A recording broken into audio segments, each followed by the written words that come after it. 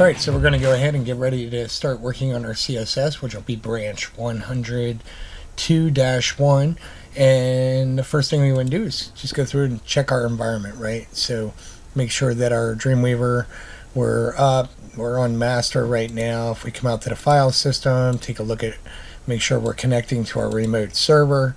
We'll go ahead and we want to make sure that our local host looks good and we're not throwing any errors before we get started doing anything there, and we look good there.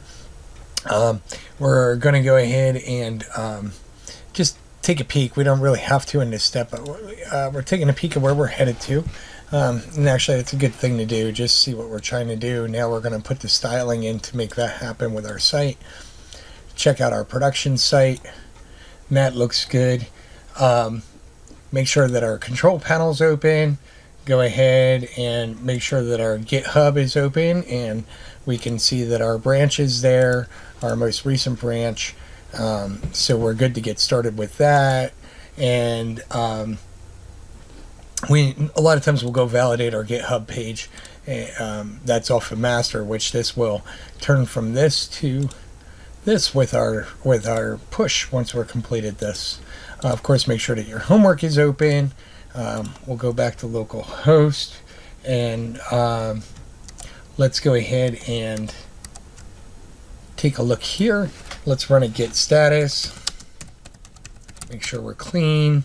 We're a couple commits ahead of master. That's fine. We'll be pushing that out and doing our merges and pushes here shortly as soon as we wrap up our next video, our lesson of CSS. So at this point, I think it's safe to say that we are good. Let's just get branch dash all.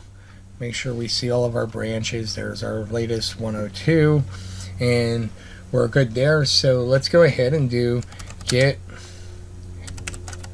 checkout, create a branch, and 102-1 is what we want to create.